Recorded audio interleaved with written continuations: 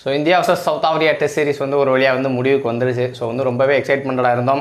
எதிர்பார்த்த அளவுக்கு இந்த டெஸ்ட் சீரிஸ் போகல அப்படின்னாலும் வந்து ஒரு பெரிய வந்து பாதிப்பும் இல்லை, ஒரு பெரிய எடுக்கக்கூடிய மொமெண்டம் ஒன்றும் பெருசாக இல்லை. அப்படின்னாலும் வந்து செகண்ட் டெஸ்ட் வந்து இந்தியா ஜெயிச்சதுக்கான காரணங்களை என்ன அப்படின்னு வந்து விளாவரியாக பேசணும் அப்படின்னு நான் என்னோட லாஸ்ட் வீடியோலேயே சொல்லியிருந்தேன். அதை வந்து நம்ம பார்த்தீங்கன்னா தெரிஞ்சிருந்திருக்கும். அதுக்கப்புறம் வந்து இந்த சீரிஸ் ஃபுல்லாக வந்து இந்தியா எடுத்துக்க வேண்டிய பாசிட்டிவ்ஸ் என்ன, மைனஸ் என்ன, ஸோ என்னென்ன விஷயங்கள்லாம் கரெக்ட் பண்ணணும், இன்னும் என்னென்ன விஷயத்தெலாம் இந்தியா வந்து ஒர்க் பண்ண வேண்டியது இருக்குது, ஸோ இந்த விஷயங்கள்லாம் நல்லா போயிட்டுருக்குது அப்படின்னு வந்து நம்ம நிறைய விஷயங்கள் வந்து பேசணும். ஸோ அதை பற்றி தான் பேசலான்னு அந்த வீடியோக்கு வந்தோம். So welcome back cricket. நீங்கள் இந்த வீடியோவில் பார்க்க போகிறது India versus South Africa second டெஸ்ட்னு சொல்ல முடியாது, ஓவரால் டெஸ்ட் சீரிஸோட ப்ரிவ்யூ அண்டு செகண்ட் டெஸ்ட்டில் இந்தியா ஜெயிக்கிறதுக்கான காரணங்கள்ல என்ன அப்படிங்கிறத இந்த வீடியோ நம்ம டிஸ்கஸ் பண்ண போகிறோம். வாங்க.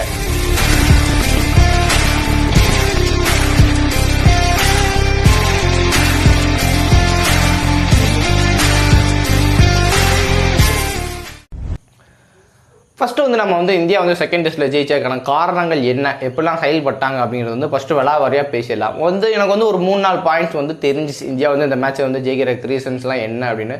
ஃபஸ்ட்டு பாயிண்ட் வந்து என்ன அப்படின்னா, டெஃபரெண்ட் வந்து பவுலர்ஸோட ஒரு இன்டென்ட் அப்படின்னு சொல்லலாம். பவுலர்ஸ் வந்து அவங்க போட்ட லைன் அண்ட் லென்த்தாக இருக்கட்டும், அதுக்கப்புறம் அந்த வேரியேஷனாக இருக்கட்டும், ஃபீல்ட் செட்டப் எல்லாமே வந்து நல்லா இருந்துச்சு. அதுவும் வந்து ஃபர்ஸ்ட் இன்னிங்ஸில் வந்து சிராஜை பற்றி நம்ம வந்து தனியாக பேசி ஆகணும். ஏன்னா ஒரு இந்த மாடர்ன் டே கிரிக்கெட்டில் வந்து ஒரு பவுலர், யங் பவுலர் வந்து 10 ஓவர் வந்து கண்டினியூஸாக ஒரு ஸ்பெல் போடுறாரு அப்படிங்கிறது வந்து உண்மைக்கு வந்து ஒரு பெரிய விஷயம். ரீசெண்ட் டேஸில் வந்து யாரும் அந்த மாதிரி பண்ணி பார்த்தது இல்லை. நான் அதிகபட்சம் வந்து இங்கே அந்த ஆண்டர்சன் அந்த மாதிரி போட்டுருப்பார், ஒரு 8 ஓவர் 9 ஓவர் போட்டிருப்பார். அப்படிங்கும்போது ஒரு இந்தியன் ஃபாஸ்ட் பவுலர் வந்து ஒரு மேட்ச்சில் வந்து 9 ஓவர் வந்து ஒரே ஸ்பெல்லில் போடுறாரு. அப்படிங்கும்போது வந்து டெஃபினட்டாக வந்து அங்கே வந்து நம்ம பாராட்ட வேண்டிய விஷயம் என்ன அப்படின்னா, அவரோட ஃபிட்னஸையும் அவரோட மைண்ட் செட்டையும் வந்து நம்ம தனியாக பாராட்டியே ஆகணும்.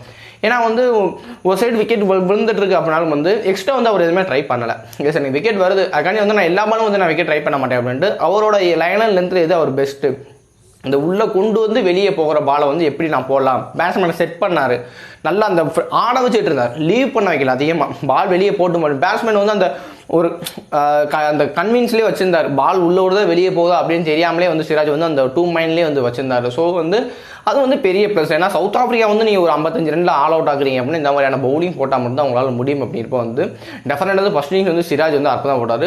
அப்புறம் செகண்ட் இன்னிங்ஸ் வந்து நம்ம பும்ராவையும் பாராட்டி ஆகணும். அவர் ஒரு 6 விக்கெட் ஹால் அப்படிங்கும்போது அவர் யார் அப்படின்னு வந்து ஒரு செகண்ட் வந்து ப்ரூவ் பண்ணார். என்னதான் வந்து சிராஜ் ஒரு பக்கம் விக்கெட் எடுக்கிறாங்க, ஆப்போசிட் பக்கம் ஒரு விக்கெட் எடுக்கிறாங்கனாலும் பும்ரா வந்து ஒரு எண்ணில் வந்து கொடுக்கக்கூடிய ப்ரெஷர் வந்து எப்பவுமே தனியாக இருக்கும். அதாவது என்னை பொறுத்த வரைக்கும் வந்து எப்படி நம்ம வந்து ஸ்பின்னரில் அஸ்வின் பேசுகிறோமோ அதே மாதிரி வந்து ஃபாஸ்ட் பவுலிங்கில் வந்து டெஃபினட்டாக வந்து பும்ரா தான்.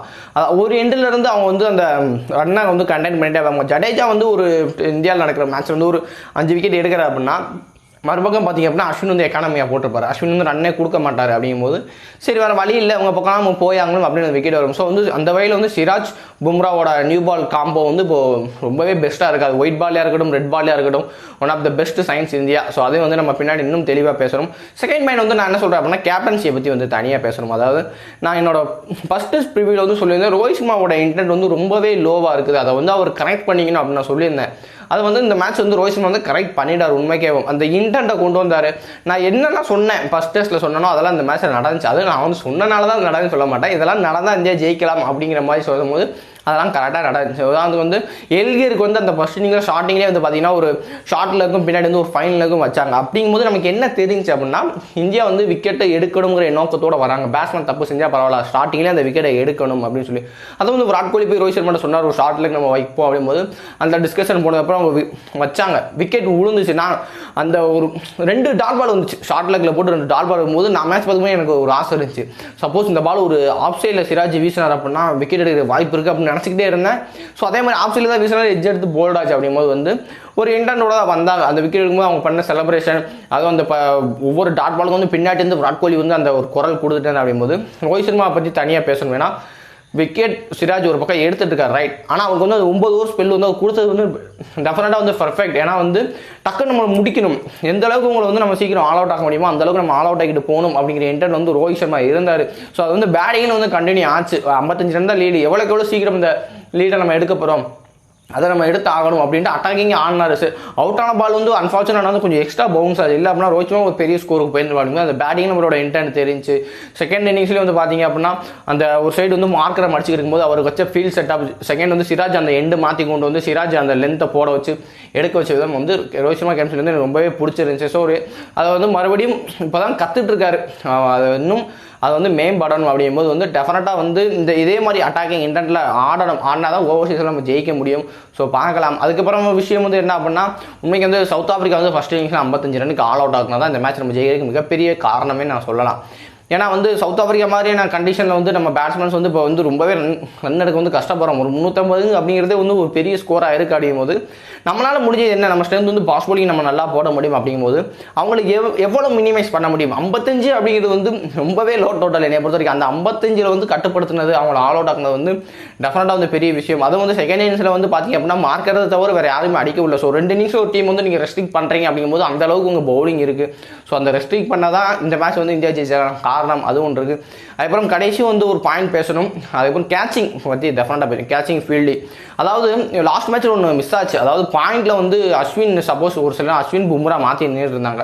அவங்களால ஒரு சில பவுண்டரியில் ஓடி கவர் பண்ண முடியல. அப்படின்னு இன்றைக்கி வந்து ஜடேஜா வந்து அற்புதமாக பண்ணார். ஜடேஜா வந்து பேட்டிங்கில் பவுலிங்கில் எந்த ஒரு கான்ட்ரிபியூட் பண்ணல அப்படின்னாலும் ஃபீல்டிங் வந்து அவர் தனியாகவே தெரிஞ்ச ஒரு 2-3 பவுண்டரிஸ் அந்த ஃபுல் ரன்னிங்கில் போய் சேவ் பண்ணது. அதுவும் வந்து அவர் பக்கம் வந்து போகுது அப்படின்னா அந்த சிங்கரை தாண்டி டபுள்ஸ் வந்து யோசிக்கவே மாட்டாங்க ஆப்பனன்ஸ். ஸோ அதுவும் வந்து ஒரு நடந்துச்சு. அதேபோல் வந்து கேச்சிங் பொசிஷன் நல்லா பேசணும். கல்லிலையும் ஸ்லிப்லையும் வந்து பார்த்தீங்கன்னா எந்த ஒரு கேட்சுமே விடலை. எல்லாருமே அள்ளி போட்டுக்கிட்டாங்க. ஜெய்ஸ்வால், கில், விராட் கோலி அப்படின்னு ஒரு ப்ரோ ஆக்டிவாக இருந்தாங்க ஃபீல்டில். அப்படிங்கும்போது வந்து அதே வந்து பவுலருக்கு வந்து பாதி எனர்ஜியை எடுத்து கொடுத்துரும். ஸோ இதெல்லாம் நடந்துச்சு. ஸோ அதனால் வந்து இந்தியா வந்து ஈஸியாகவே ஜெயிச்சிட்டாங்க அப்படின்னு சொல்லணும். பட் வந்து இன்னும் நம்ம பேச வேண்டிய விஷயங்கள் இன்னும் இருக்குது. அதாவது இந்த சீரீஸ்லேருந்து எடுத்துக்க வேண்டிய பாசிட்டிவ் என்ன, நெகட்டிவ் என்ன அப்படின்னா, ஃபர்ஸ்ட் வந்து நம்ம அந்த பாசிட்டிவ்ஸை பேசிடலாம். பாசிட்டிவ்ஸ் வந்து என்ன அப்படின்னா, டெஃபினட்டாக வந்து பவுலர்ஸோட ரிதமை வந்து பேசி ஆகணும். எப்போல்லாம் அந்த சீனா கண்ட்ரிக்கு போகிறாங்களோ இப்போ அவங்களோட ஃபுல் எஃபர்ட்டை கொடுக்குறாங்க. ஒரு 10-15 வருஷத்துக்கு முன்னாடி இந்த இந்தியன் பவுலிங் அட்டாக்குக்கும் இப்போ இருக்க இந்தியன் ஃபாஸ்ட் பவுலிங் அட்டாக்கும் வந்து பார்த்தீங்கன்னா ரொம்பவே டிஃப்ரெண்ட் இருக்குது. அந்த 100% எஃபர்ட் கொடுக்குறாங்க, நல்லா பாலை மூவ் பண்ணுறாங்க, எப்படி ஸ்விங் பண்ணணும்னு உங்களுக்கு தெரிஞ்சிருக்கு. அப்படிங்கும்போது வந்து டெஃபினட்டாக வந்து ஃபாஸ்ட் பவுலிங் வந்து இந்தியாவுக்கு வந்து ஒரு மிகப்பெரிய ப்ளஸ். அதை வந்து இந்த சீரீஸ்லேருந்து இந்தியா வந்து டெஃபினட்டாக எடுத்துகிட்டு போவாங்க. அதுக்கப்புறம் இன்னொன்று என்ன அப்படின்னா, கேஎல் ராகுல், விராட் கோலி வந்து எனக்கு வந்து ஒரு பெரிய ப்ளஸ்ஸாக தெரிஞ்சாங்க. ஏன்னா எந்த விதமான ஒரு சுச்சுவேஷன்லையும் எங்களால் ஆட முடியும் அப்படின்னு வந்து அவங்க டீமுக்கு வந்து ஒரு கான்ஃபிடென்ட் கொடுக்காங்க. அதுவும் ஃபஸ்ட் இன்னிங்ஸில் வந்து ஃபஸ்ட் இன்னிங்ஸில் வந்து கேஎல் ராகுல் ஆனது வந்து ஒரு one of the best innings in test கிரிக்கெட்டில் இந்தியாக்காண்டி. ஏன்னா அந்த அளவுக்கு வந்து சூப்பராக ஆடினார். அது எந்த அளவுக்கு பாலை லேட்டாக வர விட்டு ஆடணும் அப்படின்னு டெக்னிக் வந்து ரொம்பவே சூப்பராக இருந்துச்சு கேஎல் ராகுலுக்கு. அதுக்கப்புறம் Virat Kohli first test second இன்னிங்ஸில் அவர் ஆடின இன்னிங்ஸ் வந்து யாரும் மறக்க முடியாது. செஞ்சுரி தான் இல்லை அப்படிங்கிறத தவிர்த்து அந்த டெஸ்ட் இன்னிங்ஸ் வந்து நம்ம பாராட்ட வேண்டிய விஷயங்கள் எவ்வளவோ இருக்குது. ஸ்ட்ரைக் ரேட்டு அதிகமாக ஆனார். ஒரு பக்கம் விக்கெட் வந்தாலும் தான் விக்கெட்டை வந்து சேவ் பண்ணார். அதுவும் செகண்ட் டெஸ்ட் வந்து ஃபஸ்ட் இன்னிங்ஸில் அவர் ஆடின பேட்டிங் வந்து 46 ரன்னாக இருந்தாலும் அதில் அவர் கொடுத்த பங்களிப்பு வந்து மிகப்பெரிய விஷயம். அந்த ஒரு ரன்னே அடிக்காமல் 6 விக்கெட் விட்டோம். சப்போஸ் இல்லை அப்படின்னா விராட் கோலி அதுலேயும் ஒரு பெரிய ஸ்கோர் எடுத்துகிட்டு போயிருந்திருப்பார். அது வந்து டெஃபினட்டாக ஒரு பெரிய ப்ளஸ் பாயிண்ட். அதுக்கப்புறம் வந்து ரோஹித் சர்மா வந்து ஒரு கேப்டன்சியும் எனக்கு ஒரு பெரிய ப்ளஸ்ஸாக இப்போ வர ஆரம்பிக்குதான்னு தோணுது. எப்படி அந்த டெஸ்ட்லேயும் நம்ம கேப்டன்ஷிப் பண்ணணும், எப்படி நம்ம அட்டாக்கிங்கோட இருக்கணும், ஓவர்சீஸில் எப்படி கேப்டன்ஷிப் பண்ணணும் அப்படின்னு இந்த மேட்ச் மூலமாக அவர் புரிஞ்சுக்கிட்டாருன்னு நான் நினைக்கிறேன். சப்போஸ் இந்த இன்டென்ட்டை இதே ஃபார்முலாவை அப்கமிங் ஓவர்சீஸ் சீரீஸில் வந்து இந்தியா வந்து அப்ளை பண்ணுது அப்படின்னா டெஃபினட்டாக வந்து இந்தியா வந்து இன்னும் அந்த டேஞ்சர் ஆகிட்டு தான் போவாங்க. இன்னும் எல்லா டெஸ்ட் சீரீஸும் வெளியே நம்மளால் ஜெயிக்க முடியும். ஸோ அதுக்கான விஷயங்களும் இருக்குது. அதுக்கப்புறம் இன்னொன்று பேசும்போது நம்ம முகேஷ் குமார் வந்து எனக்கு இப்போ ஒரு மிகப்பெரிய பாசிட்டிவ் இருந்த செகண்ட் டெஸ்ட்டில் வந்தாலும் அந்த லைன் அண்ட் லென்த் வந்து கண்டினியூஸாக போட்டுருக்கார். ஸோ எப்பப்பெல்லாம் வாய்ப்பு கிடைக்குதோ அப்பப்பெல்லாம் அவர் வந்து பயன்படுத்திட்டு இருக்காரு அப்படின்னு. ஸோ இவ்வளோ தான் பாசிட்டிவ். அது ஆனால் நான் அந்த மேட்ச் ஜெயிச்சிருந்தாலும் அந்த நெகட்டிவ்ஸ் இன்னும் நம்ம ஒரு சில விஷயங்களை கரெக்ட் பண்ணணும் அப்படின்னு இருக்கிற விஷயம் வந்து நிறையவே இருக்குது. ஸோ அந்த விஷயங்களை பற்றி பேசணும் அப்படின்னா டெஃபினட்டாக வந்து இந்தியன் யங்ஸ்டர்ஸ் மேலே வந்து எனக்கு ஒரு கொஸ்டின் மார்க் வருது. அதுவும் பேட்டர்ஸ் மேலே ஜெய்ஸ்வாலாக இருக்கட்டும், ஸ்ரேயஸ் ஐயராக இருக்கட்டும், சுப்மன் கில்லாக இருக்கட்டும், இவங்களுக்கெல்லாம் இன்னும் எப்படி அந்த டெஸ்ட்லேயும் ஓவர்சீஸ்லையும் ஆடணும் அப்படிங்கிற வந்து விஷயம் வந்து தெரியலை. பாலை லீவ் பண்ண தெரியல, எந்த பாலை ஆடணும் அப்படிங்கிற ஒரு கிளியர்னஸ் வந்து அவங்களுக்கு இல்லாமலே இருக்குது. ஸோ வந்து ஏன்னா டெஸ்ட்டில் வந்து நீங்கள் எந்த அளவுக்கு அதிக பால் ஆடுறீங்களோ அப்போ தான் வந்து உங்களால் நிறைய ரன்னுக்கு போக முடியும். இவங்க என்ன நினைக்கிறாங்க அப்படின்னா நம்ம 100 பால் ஆடி 100 ரன் அடித்தாலும் போகணும்.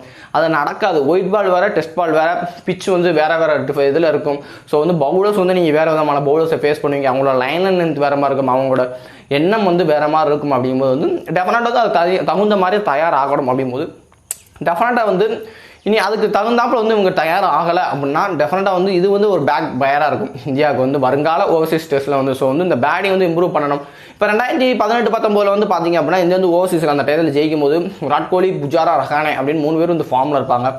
ரிஷப் பண்ட் எல்லா இடத்துலையும் அடிச்சிட்டு இருப்பார். அப்படிங்கும்போது வந்து அந்த மாதிரி வந்து எல்லாருமே வந்து பர்ஃபார்மன்ஸ் பண்ணணும். ஒன்றரை பிளேயர் பர்ஃபார்மன்ஸ் வந்து நீங்கள் வந்து ஒரு சீரிஸ் வந்து ஜெயிக்க முடியாது.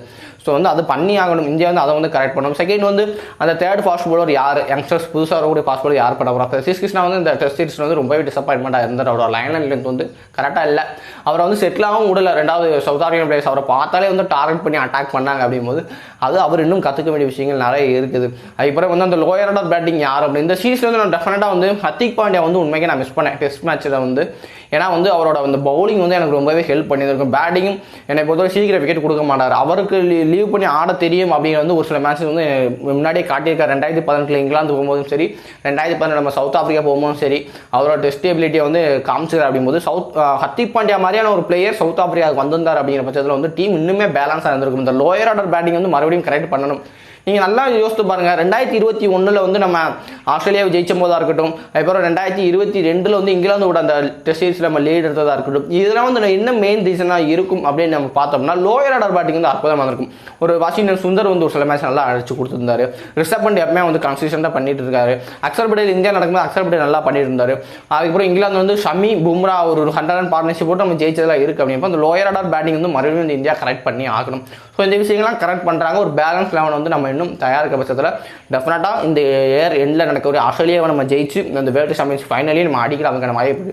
அந்த ஆஸ்திரேலியா சீரிஸில் எப்படி இந்தியா பர்ஃபார்மன்ஸ் பண்ணுதோ அதை பொறுத்தா வேர்ல்டு சாம்பியன்ஷிப் நம்மளால் ஜெயிக்க முடியுமா இல்லை அப்படின்னு வந்து தீர்மானிக்க முடியும். ஏன்னா இந்த தடவையும் வேர்ல்டு சாம்பியன்ஷிப் வந்து ஒரு இங்கிலாந்தில் தான் நடக்குது. அப்படிங்கும்போது வந்து நீங்கள் ஓவர்சீஸில் நீங்கள் பண்ணிட்டு போகிறது வந்து உங்களுக்கு வந்து ரொம்ப யூஸ்ஃபுல்லாக இருக்கும். ஸோ அதுக்கு வந்து இந்தியா ரெடி ஆகணும். ஸோ ஓவராலாக இந்த டெஸ்ட் சீரிஸை வந்து பேசும்போது இந்தியா வந்து ஒரு சில விஷயங்கள் நல்லா பண்ணியிருந்தாலும் ஒரு சில விஷயங்கள் வந்து இன்னும் கற்றுக்க வேண்டியது இருக்குது. அது வந்து நமக்கு தெளிவாகவே தெரிஞ்சு. ஸோ அந்த விளைவு தான் வந்து நம்ம அந்த டெஸ்ட் வந்து ட்ரா பண்ணிட்டு போகிறோம் அந்த சீரிஸை. இல்லைனா நமக்கு இருக்கிற டேலண்ட்டுக்கும் அவங்களுக்கு இருக்கிற டேலண்ட்டுக்கும் நம்ம கம்பேர் பண்ணி ஆகும்போது இந்தியா வந்து டெஃபினட்டாக ஒயிட் வாஷ் பண்ணிட்டு தான் போயிருந்திருக்கோம். பட் வந்து இது நடக்கலை. ஸோ பின்னாடி நம்ம பார்க்கலாம். ஸோ இதுதான் இந்த வீடியோட அனாலிசிஸாக இருக்கும். ஸோ வேறு எதை பற்றியும் நான் பேசணும் அப்படின்னு நீங்கள் நினச்சிருந்தீங்க அப்படின்னா அதை வந்து மறக்காமல் கமெண்ட்டில் சொல்லுங்கள். ஸோ இந்த வீடியோக்கு நீங்கள் லைக் பண்ணுங்கள், உங்கள் ஃப்ரெண்ட்ஸுக்கு இந்த வீடியோ மறக்காமல் ஷேர் பண்ணுங்கள். புதுசாக நம்ம சேனலை சப்ஸ்கிரைப் பண்ணி பாருங்கள். இதே மாதிரியான வீடியோஸ் உங்களுக்கு தேடி வந்துகிட்டே இருக்கும். தேங்க்யூ.